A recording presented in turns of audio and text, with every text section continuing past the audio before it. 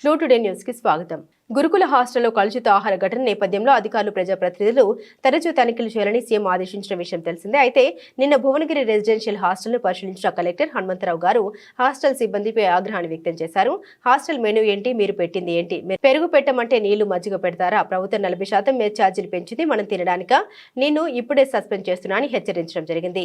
ఈ విధంగా ప్రతి హాస్టల్లో మెనూ ప్రకారం ఫుడ్ పెడుతున్నారో లేదో తనిఖీలు చేసి పై అధికారులకు సమాచారం ఇవ్వాల్సిందిగా కోరుతున్నాం.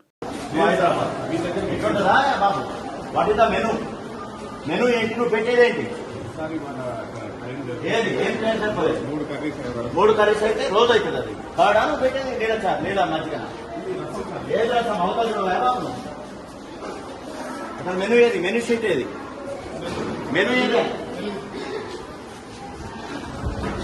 అది పెరిగట్టవా? నువ్వు ఇంట్లో పెరిగట్టవా? నీళ్లు పోయడం కాదు, మధ్య కాదు. ఎందుకు ప్రభుత్వం 40% ఎందుకు పెంచింది? వెంటాడు మనం తిరగాలి. What is that? ఏం చెప్తున్నావు explanation? Why are making explanation?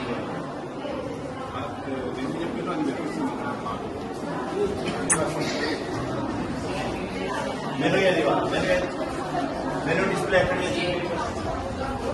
Display స్కూల్లో పెట్టా తినేది ఇక్కడ ఎక్కడ పెట్టాలి కదా ఒకటి. We should display the flexi here, not in school. తినే దగ్గర ఉండాలి.